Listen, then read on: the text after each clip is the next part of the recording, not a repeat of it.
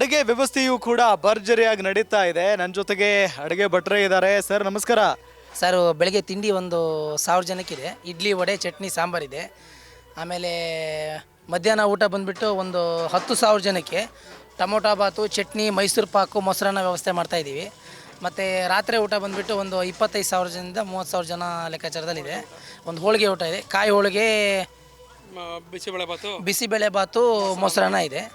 ಮತ್ತು ಮಾರನೇ ದಿನ ಬೆಳಗ್ಗೆನೂ ಚಿತ್ರಾನ್ನ ಕಡಲೆಬೇಳೆ ವಡೆ ತಿಂಡಿ ವ್ಯವಸ್ಥೆ ಇದೆ. ಪಲಾವು ಮೊಸರು ಬಜ್ಜಿ ಕೇಸರಿ ಬಾತು ಆಮೇಲೆ ಮೊಸರನ್ನ ಇದೆ.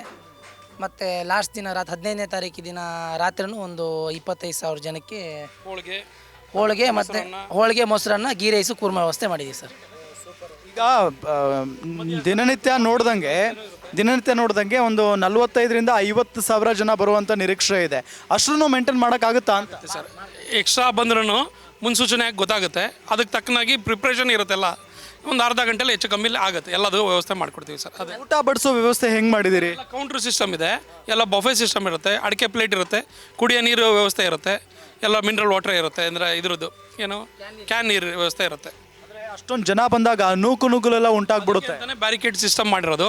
ನಮ್ಮಲ್ಲಿ ಸಿಬ್ಬಂದಿಗಳು ಹೆಚ್ಚಾಗಿದ್ದಾರೆ, ಬಡಿಸೋದಕ್ಕೆ ಸಪ್ಲೈಯಿಂಗ್ಗೆ ಅದಕ್ಕೆ ಯಾವುದಕ್ಕೂ ವೇರಿ ಮಾಡೋಂಗಿಲ್ಲ. ಎಷ್ಟೇ ಎಲ್ಲ 1000 ಜನ ಬಂದ್ರೂ ನಾವು ಅದಕ್ಕೆ ಒದಗಿಸ್ಕೊಡ್ತೀವಿ ಸರ್. ಎಷ್ಟು ಜನ ಸಿಬ್ಬಂದಿಗಳಿದ್ದಾರೆ? ಒಂದು 250ರಿಂದ 300 ಜನ ಇದು ಮಾಡ್ತಾಯಿದ್ದೀವಿ ಸರ್. ಏನು ಅನಾನುಕೂಲ ಆಗಲ್ಲ? ಇಲ್ಲ ಸರ್, ಆಗಲ್ಲ, ಮಾಡ್ಕೊಡ್ತೀವಿ. ಅದ್ರ ಬಗ್ಗೆ ಏನು ಇದೇ ಇಲ್ಲ. ಈ ಥರದ್ದೆಲ್ಲ ಮಾಡಿದ್ದೀವಿ, ಕಾರ್ಯಕ್ರಮಗಳು ಮಾಡಿದ್ದೀವಲ್ಲ, ಹಂಗಾಗಿ ಯಾರಿಗೆ ಏನೂ ತೊಂದರೆ ಆಗೋದಿಲ್ಲ. ತೊಂದರೆ ಇಲ್ಲ ಸರ್, ಇದಕ್ಕಿಂತ ದೊಡ್ಡದೆಲ್ಲ ಮಾಡಿದ್ದೀವಿ. ಹಂಗಾಗಿ ಇದನ್ನು ನಿಭಾಯಿಸೋದೇನು ದೊಡ್ಡ ಕಷ್ಟ ಏನಲ್ಲ. ಎಷ್ಟೇ ಬಂದ್ರೂ ಅಷ್ಟೇ ನಮಗೆ ಗೊತ್ತಾಗುತ್ತೆ, ಆ ಸಿಚುವೇಶನಿಗೆ ತಕ್ಕಂಗೆ ಮಾಡಿಕೊಡ್ತೀವಿ ಸರ್. ಅದ್ರ ಬಗ್ಗೆ ನಮಗೆ ಹೆಚ್ಚಿನ ಮಾಹಿತಿ ಇಲ್ಲ. ಒಟ್ಟಿನಲ್ಲಿ ಎಲ್ಲ ನಾವು ಹೈಜೀನಾಗಿ ಸರ್, ಕಾಮನ್ ಮ್ಯಾನ್ಗೂ ಅದೇ ಥರನೇ ಏನು ಸಿಸ್ಟಮ್ ಇರುತ್ತೆ ಅದೇ ಸಿಸ್ಟಮಲ್ಲೇ ಮಾಡಿರ್ತೀವಿ. ಎಲ್ಲ ಒಳ್ಳೆ ನೀರಲ್ಲೇ ಬಳಸಿ ಇದು ಮಾಡಿ ಅಡುಗೆನೇ ಮಾಡ್ತೀವಿ ಸರ್. ಆ ಥರ ಯಾರಿಗೂ ಅವ್ರಿಗೆ ಇದು ತಾರತಮ್ಯ ಆ ಥರದ್ದೇನಿಲ್ಲ, ಎಲ್ಲರಿಗೂ ಹೈಜೀನಾಗೇ ಇರುತ್ತೆ. ಇದು ಯಾರು ತೆಗೆದುಕೊಂಡಿರೋ ಜವಾಬ್ದಾರಿ ಇದನ್ನು? ಎಸ್ ಕೆಟ್ರಸ್ ಸಂದೀಪ್ ಅಂತ. 1000 ಜನಕ್ಕೆ ಅಡುಗೆ, ತಿಂಡಿ morning idli vada chutney sambar coffee tea. ಎಷ್ಟು ಜನಕ್ಕೆ? 1000 ಜನಕ್ಕೆ. ಮತ್ತೆ ಬೇರೆ ಏನಿರುತ್ತೆ? ಮಧ್ಯಾಹ್ನ ಇರುತ್ತೆ ಊಟ. ಮಧ್ಯಾಹ್ನದ ಊಟ ಏನಿರುತ್ತೆ? ಹೋಳಿಗೆ ಇದೆ, ಅನ್ನ ಸಾಂಬಾರು ಇದೆ, ಮೊಸರನ್ನ ಇದೆ, ಒಂದು ಪಲಾವ್ ಇದೆ, ಎಲ್ಲ ಇದೆ ಸರ್. ಮಧ್ಯಾಹ್ನದ ಎರಡನೇ ದಿನ ಏನಿರುತ್ತೆ?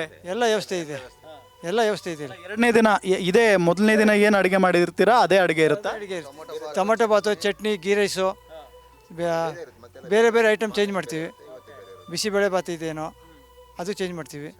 ಆಮೇಲೆ 5,000 ಟೀ ಕಾಫಿ ಇದೆ.